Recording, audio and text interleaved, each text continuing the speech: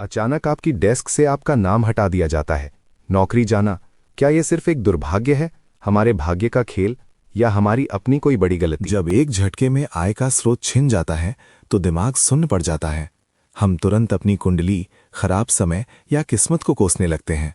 लेकिन इस दर्दनाक पल के पीछे एक ऐसा सच छिपा है जिसे हम अक्सर नजरअंदाज कर देते हैं। जब अचानक छटनी होती है और एक झटके में करियर रुक जाता है तो हमारे अंदर कैसी उथल पुथल मचती है। ये स्थिति बिल्कुल कुरुक्षेत्र के मैदान जैसी है। भगवद गीता के पहले अध्याय में जैसे अर्जुन ने हताश होकर अपना धनुष त्याग दिया था, वैसे ही आज का युवा लेऑफ के बाद गहरे अवसाद में चला जाता है। ये आधुनिक जीवन में हार मान लेने का प्रतीक है। क्या ये छटनी का तूफान सिर्फ आपकी व्यक्तिगत विफलता का परिणाम है, या इसके पीछे कोई बड़ी कहानी है? आंकड़े कुछ और ही कहते हैं। 2023-2024 में वैश्विक स्तर पर 3 लाख से अधिक कर्मचारियों की छटनी हुई। टेक लेऑफ की ये सुनामी साबित करती है कि नौकरी जाना सिर्फ आपकी खराब किस्मत नहीं, बल्कि एक बड़े वैश्विक बदलाव और कॉरपोरेट पुनर्गठन का हिस्सा है। अगर ये एक वैश्विक स्थिति है तो हम अपनी असफलताओं के लिए तुरंत भाग्य या ग्रहों को जिम्मेदार क्यों ठहराते हैं? मनोवैज्ञानिक मार्टिन सेलिगमैन इसे लर्न्ड हेल्पलेसनेस कहते हैं। लगातार नकारात्मक घटनाओं के बाद इंसान प्रयास करना बंद कर देता है।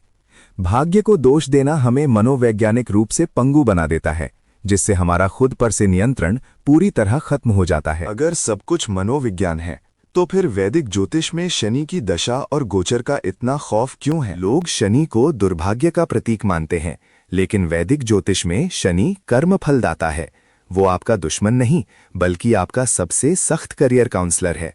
वो आपको बेवजह दंड नहीं देता, बल्कि आपके जीवन में आवश्यक बदलाव लाने का काम करता है। अगर शनि हमारा भला चाहता है तो वो हमारी रातों की नींद और हमारी सुरक्षित नौकरी क्यों छीन लेता है? क्योंकि आप एक जगह रुक गए हैं। जो नौकरी आपके विकास को रोक रही होती है, शनि उसे आपके जीवन से निर्दयता से हटा देता है। वो आपको आपके कंफर्ट जोन से बाहर निकालकर नई स्किल्स अपग्रेड करने के लिए मजबूर करता है। दुनिया के सबसे सफल और रचनात्मक लोगों ने भी इस कठोर कोर्स करेक्शन का सामना किया है। बिल्कुल।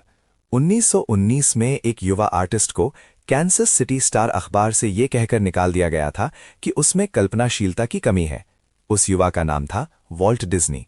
अगर वो नहीं निकाले जाते तो मिकी माउस कभी जन्म नहीं लेता। 16 सितंबर 1985 को स्टीव जॉब्स को उनकी ही कंपनी एप्पल से बेदखल कर दिया गया था। ये उनके जीवन की सबसे बड़ी हार लग रही थी, लेकिन इसी के बाद उन्होंने पिक्सार की स्थापना की। ये उनके जीवन की सबसे अच्छी घटना साबित हुई। तो फिर नौकरी जाने का अंतिम सत्य क्या है?